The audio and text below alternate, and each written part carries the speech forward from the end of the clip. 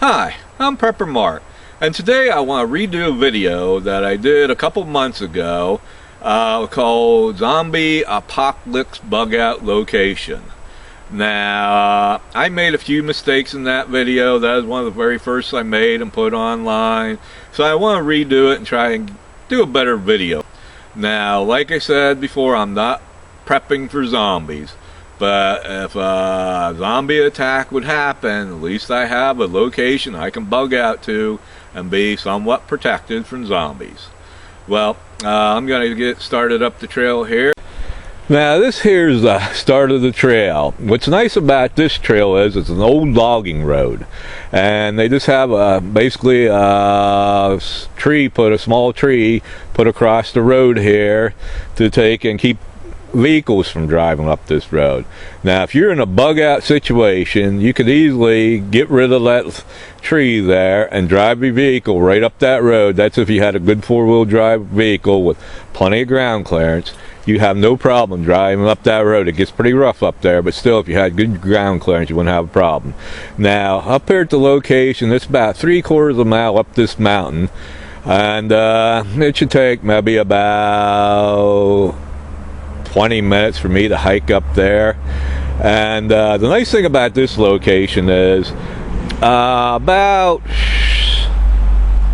200 feet behind me there's a good mountain stream. It's I'll do some video on that later, but it's full of fresh water, nice native trout in there, so you have a food source. It's just a great mountain stream and has a great access to have here. And like I said, it's probably about 20-minute hike up to where I'm going at, so it wouldn't be that hard if you had to take some water up there. Now my suggestion, would be nice if you had a wagon. You can take and fill some water jugs up down here, load them in the wagon, pull your wagon up there, keep you from having to carry water up, and a couple 5-gallon jugs would last you for a little bit.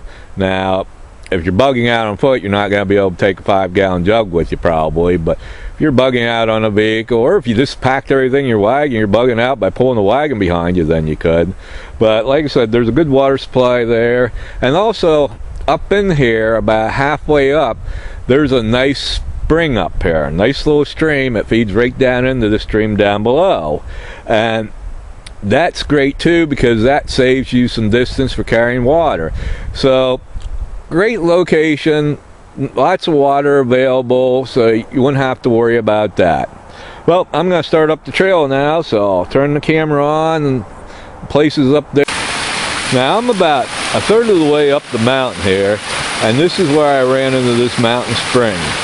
Now every time I've been up here, there's always been a good supply of water running through it. Now I haven't been up here in the summertime, so I don't know if this would dry up in the summertime or not, but every time I've been up here, there's always been a good amount of water flowing down through here. Now this feeds to that stream that I was talking about right down below here.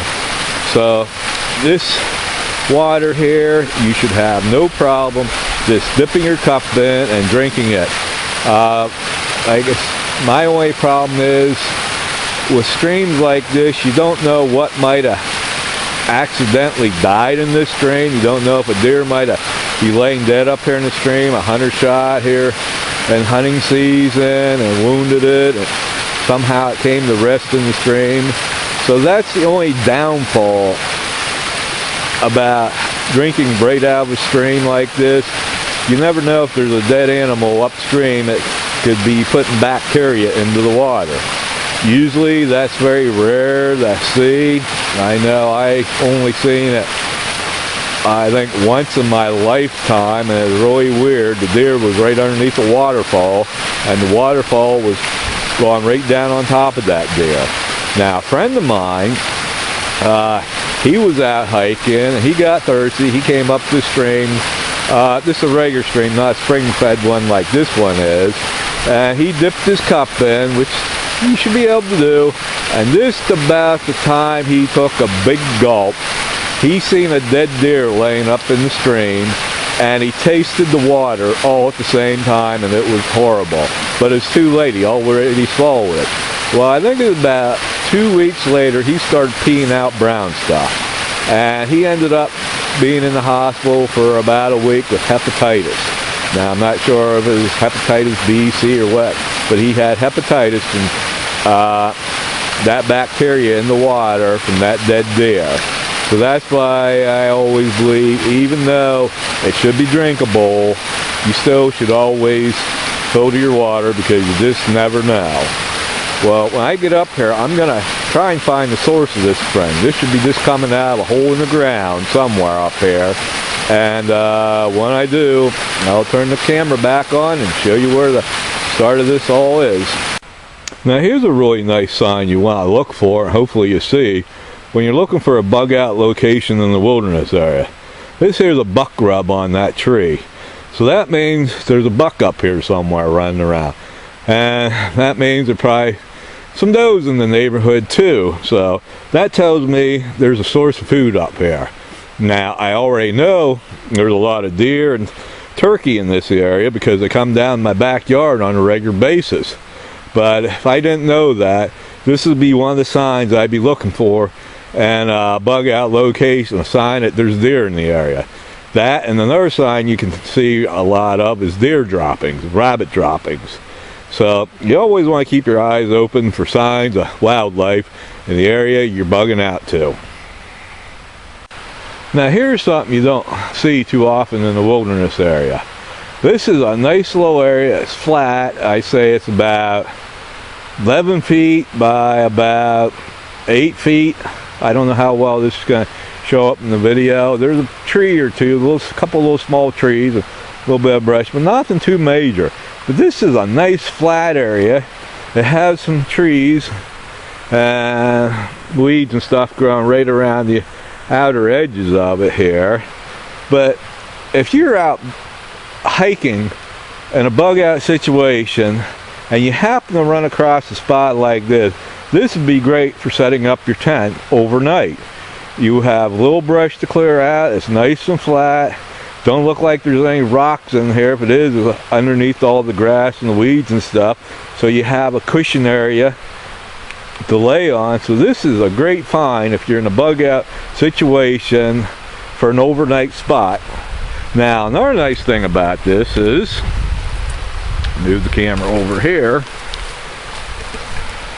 Let's see, there's a little trail here. I don't know how well this is going to show up on the video, but there's a little trail here that takes you right down to the water. That stream that I was talking about earlier, I don't know how well it's going to show up here, but that stream's right down here about 10 feet away from this spot. So, and actually it branches out in two different locations. There's a little stream about another 10 feet from this stream. So, like I said, this would be a great location to find, and there's the water, find if you're out bugging out somewhere for an overnight spot. It has a nice flat location to put in a tent. It has a water source real close by. Like I said, it looks like a little trail down there. Small tree branch in the way. You just cut that out of your way. But there's your water supply. Here's a nice camping area. And standing on this, it feels pretty soft. So there's a lot of cushion here. Now I'm about halfway up the mountain here, and that stream is still running really plentiful. Now, I don't know how far up yet it is to the start of this stream, but I'm going to try and find it and show you. But this is a good sign. Like, the only thing I don't know about if it runs dry in the summer or not. But at least you have 3 seasons in normal conditions to be able to get water close to a bug out location on top. Now, I don't know how good this is going to show up on camera, but here's a spot you have to watch out for when you're hiking out in the wilderness area. There's a couple logs down here, and they're covered with dead grass. So, and then there's snow over top of it. So, in a snowy condition, you might not be able to see this. Or in the summer, when the grass is all green, you might not be able to see this. And the danger about this is, you can go stepping through there, not realizing where you're at or what you're stepping on. Your foot could slip down in between them logs, and you can end up breaking an ankle. So you always gotta be alert to what you're walking on and things around you when you're in the wilderness there. Like I said, it wouldn't take much to get your foot jammed in there the right way, lose your balance, fall, and there goes your ankle. You're twist it really bad and get a bad sprain, or break your ankle, and then you're in trouble. So, like I said, always be alert and watch what you're walking on in the wilderness. Now here's another reason why you really have to be careful about drinking out of a mountain spring or mountain stream. Simple fact is, this is runoff water that's coming down this road here, and then it feeds into that stream over there. Now the reason you have to be careful is there could be animal feces on this road, and that water could run right over it and take it right down in the stream. Now it will get diluted after a little while, but still it can have some sort of virus, and depending on how diluted it gets, you could get sick off of this water. Now, let's see if I can, down here. Now, right down there is where it's a really good flow here. I can't seem to find that. Yeah, but you have a really good flow here, where it's flowing right down through there, and then it goes down the side of the mountain here. And I bet you that spring's probably about 40 feet from where I'm standing. But like I said, even though this water should be fit to drink by just dipping a cup in, you just never know what's in the water. Now I'm about 3/4 of the way up the mountain now, and the spring's starting to thin out a little bit, getting smaller. But I ran into several places like this where Mother Nature made a natural dam. Now here, all that happened was a tree fell across this stream here, and it ended up damming the water up. Now, right above the dam here, this water is probably about a foot deep, which is nice. You can be able to dip a bucket in there without a problem to get water from, but as you can see, this thinned out a little bit, but there's still a good deal of water coming out of here. And over here, I don't know if I can get this in on the camera or not. No, I don't think it's going to show up, so I'll turn it off and walk over there and give you a glimpse of that. But before I do that, right down here, let's see if I can zoom into on that. Right down here, about 20 feet away, is another area where same thing happened. Tree fell across the stream, then leaves and sticks gathered on that tree branch and dammed up the water. And I've seen quite a few of these places like that along the stream here now. So that's Mother Nature helping out. Well, let me turn this off and walk across here, and don't think I'll fall in because it ain't that wide. And get across there, I'll show you another. Now, before I get into telling you a little bit about this little stream here, when crossing a stream, always be careful because the rocks are usually slippery in the stream.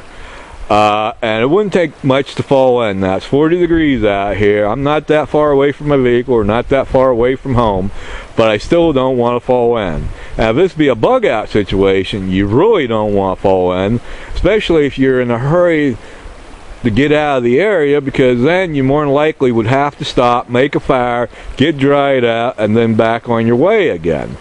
But I can remember I was living in the city. I was raised in the mountains here, so I'm Mr. Know-It-All, I guess you could say. We'll use that term for this story. But me, my girlfriend at the time, and their family went to Smoky Mountains. And I thought I'd be cool, so I'm going to get in the middle of this stream here and get my picture taken. So I step on the rocks to get out there. There's rocks sticking out of the water, so I start using them to get to the middle of the stream and have my picture taken. Well, Mr. Show-Off stepped on a slippery rock, and down he went, and it was in the fall. That water was cold, and it was cold outside, and we weren't that far from the car, so there I am, stripping down butt naked, changing clothes. Luckily I had clothes in the car, hoping another car wouldn't go by because that road was pretty busy. I didn't want to get caught naked. But don't be too cocky neither. I guess the moral of this story is don't be a show-off, don't be too cocky. Well, now getting back to this little stream. Now this little stream feeds into that one I just showed you a minute ago. And this is something we have a lot in this area, where you can see water and then it just disappears. Now this stream feeds down here and it goes this way and then it dries up. It just disappears.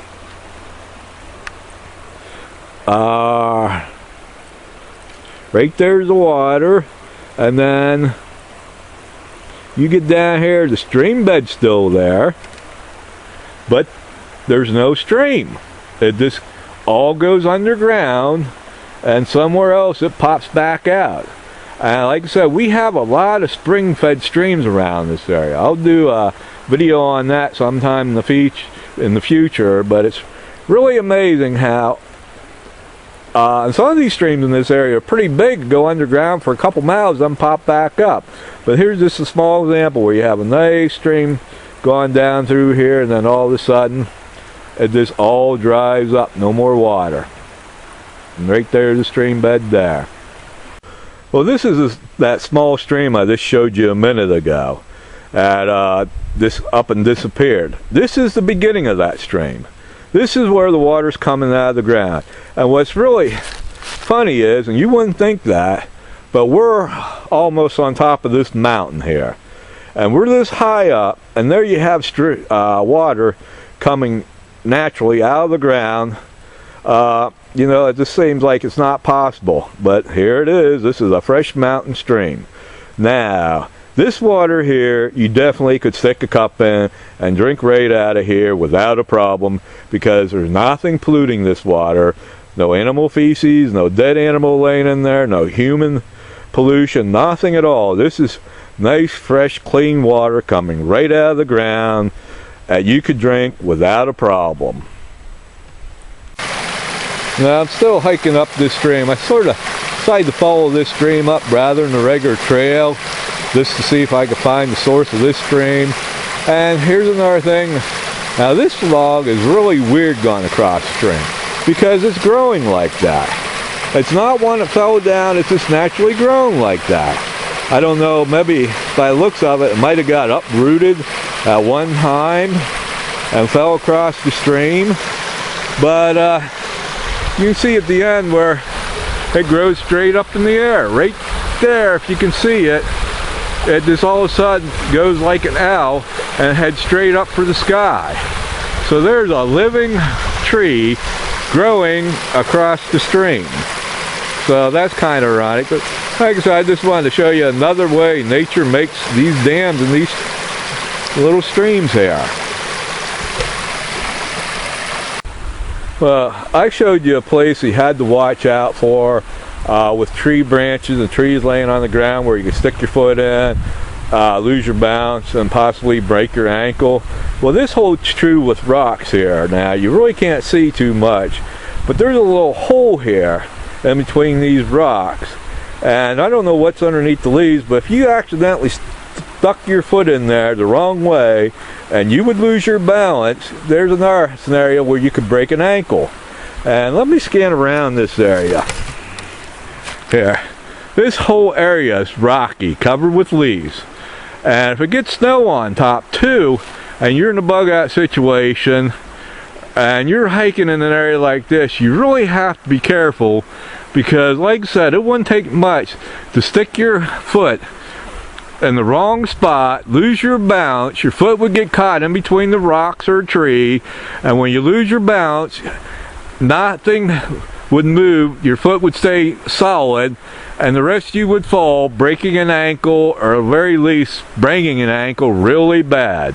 So again, I want to emphasize, always be careful on what you're walking on and where you're walking at.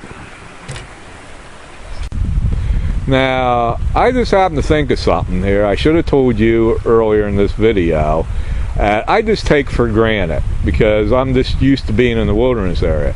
But whenever you're out hiking or walking or whatever in that wilderness area, you always need to wear some sort of boots or hikers that will protect your ankles. Now, I told you about the rocks and the trees being covered where you could break an ankle, but if you have a good pair of hiking boots or a good pair of this outdoor boots that come up and cover at least your ankle, that is something you definitely need, because if you get your foot caught, that could help possibly keep you from breaking an ankle, because it'll give you more ankle support.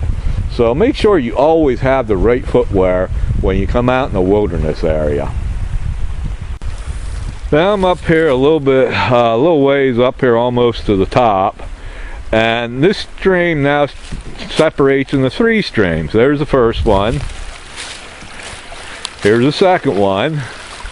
And I'm not sure if you can see there's the third one over there. That looks like it's still the main stream over there. But that means I'm getting closer to the source.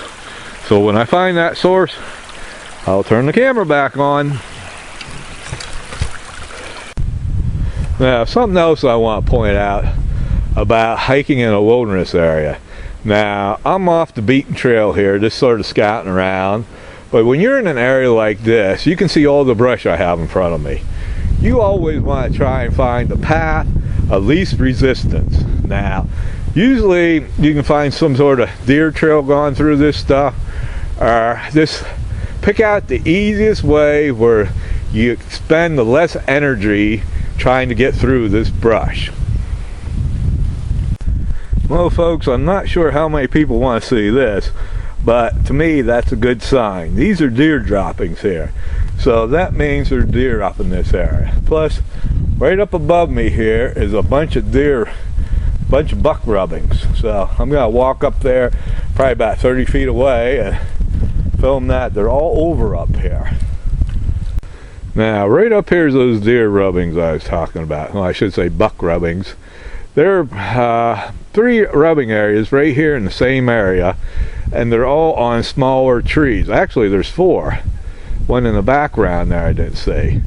But I don't know, because it's a smaller tree, it means a smaller buck. Maybe this is a little spiky, or 4-point, something like that, because usually they like to rub on a little bit bigger of a tree. And right off to the left of that, don't know if you can see, they look like they're a little bit older.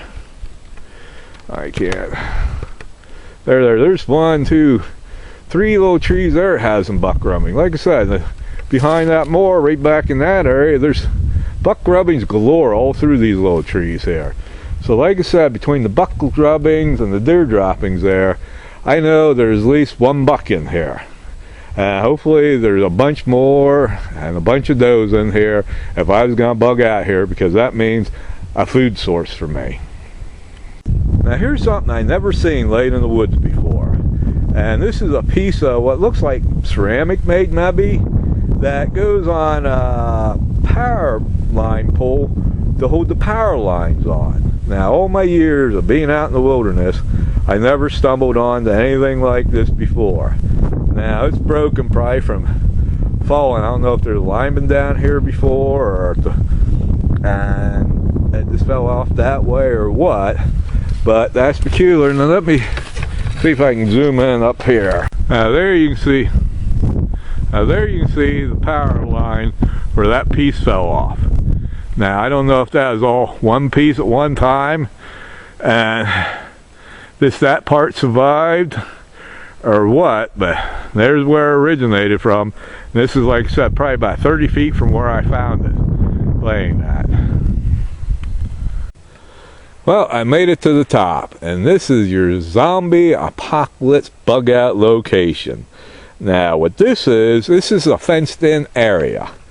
Now if you were really bugging out for zombies, this will need some bracing, but there's plenty of trees around here you could cut down and really fortify this fence so you wouldn't have to worry about zombies attacking you. But for a normal bug out area, this would come in handy to simply keep some sort of livestock in here. You could put chickens in here, You could put rabbits in here, but holes in the fence, the rabbits could get out, so you have to figure out some way to make those holes smaller to keep your meat rabbits from getting out. And if you could just let them roam around in here, they have plenty of room and plenty of grass in there to feed off of. Same way with your chickens. Your chickens have plenty of grass to feed off of. If you had a couple goats for milk, you could put in there and let them graze off the land. Then out here, you have more of an area for grazing. Now, I imagine this is pretty rocky around here, but I imagine you could take and grow some crops around here. If this grass is growing in here, then I'm sure you can find enough dirt in an area to plant a plant here, plant a plant there, or even for that fact, inside of that fenced-in area, just to simple fact, keep the deer out of your crops. Because that's one thing you're going to have up here with the deer and the bear and everything else up in this area.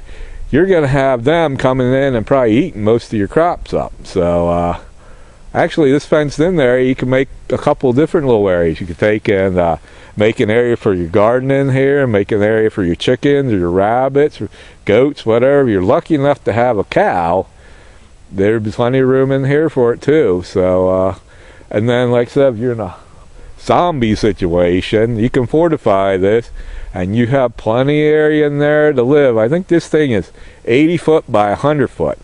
Now, what this is doing up here in the middle of nowhere, this was put up by the Wild Turkey Federation. And basically, what this turkey is a place to fly into and eat and graze in here without anything being able to attack them. So they're protected from any predators when they're inside this fenced-in area. So they might go in here and eat bugs, mainly grasshoppers. I know that's what they come in my yard for. You get them every now and then, a big flock in there eating all the grasshoppers, which is a blessing to me because that keeps them out of the crops that I grow. But that's what you see. Now, there's some areas in the state here have big fenced-in areas like this one, a lot bigger, where they log the area out, then they plant trees, and then they put up an electric fence, a solar-powered electric fence, just like this, to keep the wildlife from getting in there and eating all the small trees, so they can regrow that area. So, like I said, this is between this and the woodlands right next door to set up your camp or building a cabin, and plus you're just tons and tons of trees around here. So you have all the lumber and all the wood you need for firewood or building anything you can build out of a log. So, like I said, this would be a great place to bug it. Another nice thing about this place is you got some nice views here. We'll just scan around here. This mountain ain't quite as tall as the rest of them, but still got some nice views around here. And if you're a nature lover, this is a great place.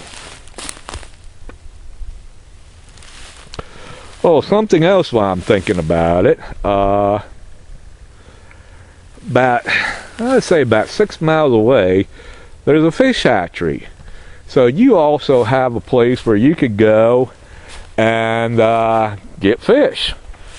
Now, if it hits the fan, I don't know what's going to happen to fish. They're fed there daily, but for a time being anyhow, there's a stockpile of fish in there, so that'd be a good food resource. But on the other side of the mountain, down here, there's another stream that's just loaded with trout too. So on both sides of this mountain, you have a nice mountain stream this loaded with trout, fresh, clear mountain water. So you have water, you have fish. So there's a couple of good resources there. Now I found an area here that wasn't covered up with any grass or brush or weeds, and this looks like a sandy type soil. So this would be good for growing some crops, and it wouldn't be the best, but still you could grow some crops in it.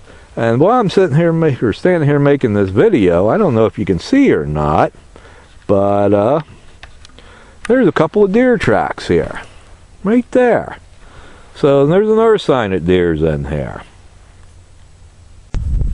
Well, this is a wooded area right next to the fenced-in area.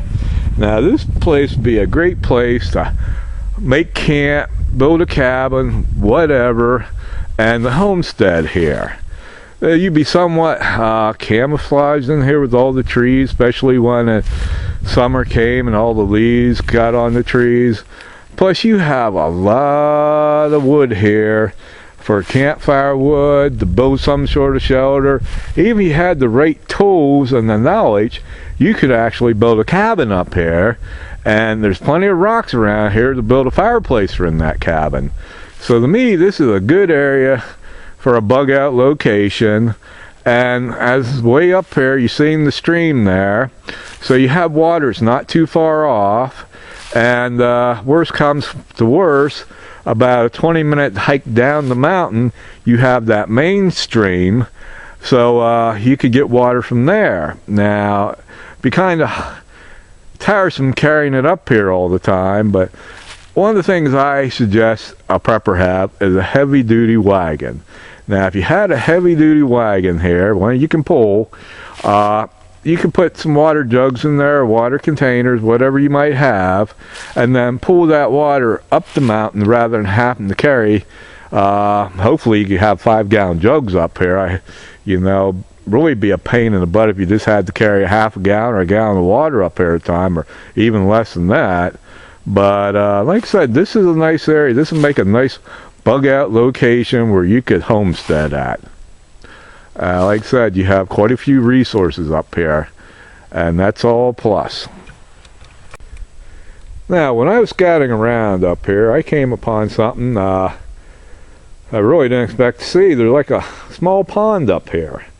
Now, the widest point is probably 15 feet long, 18 feet long, about 10 by 12 feet wide, and probably about 1.5 feet deep.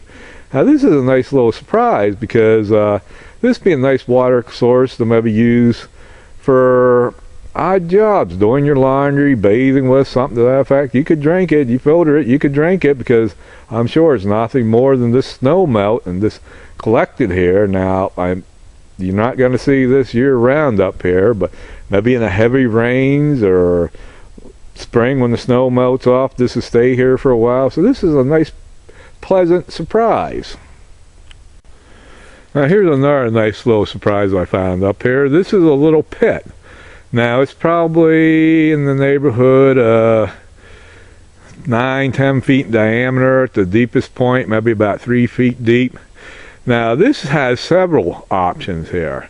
If you wanted to make a root cellar, this would be a good start on it, because I think it hits the fan situation where you gotta go back to the old survival ways. Everyone's gonna need a root cellar. There's no two ways about that. Or you could also cut down some trees, dig this out just a little bit more, cut down some trees, lay across here and cover up with leaves and stuff like that, and you have a good place to hide. Say if you set up camp somewhere here and somebody was coming up here that you felt could overrun your camp, you could have this area here to take like a hiding spot where they couldn't find you, and this more or less go here, wait it out till the coast was clear and it was all safe, then come back out and assess what happened. But like I said, then you probably could come up with a few of your own uses for this area too. So this is a nice little surprise. Now I just ran into something interesting up here. I ran into some bear feces. Now that makes me want. I know there's bears in this area because every spring I have one come down and get into my garbage cans. But I never worry about bears. Usually they don't bother anybody in this area. They see you, they run from you unless you get in between them and their food source, or them and their cubs. So in all reality, with bears up here, that's another food source. Now that's a lot of meat if you get a bear, and you have to have freezing temperatures. So you could store that meat or have a smokehouse, because you shoot a 400-pound bear, you definitely don't want all that meat to go to waste. And that might be another use for that little pit over there that I showed you. You could take and put the bear meat in there, you know, maybe not even really digging any deeper. You could just start out by putting something down on the ground, put the bear meat in there, then make sure it's wrapped up and cover it up with snow, where you wrap the meat in a tarp, something where the snow and the water couldn't get onto it, and then just keep pounding snow in there and on top of it real good.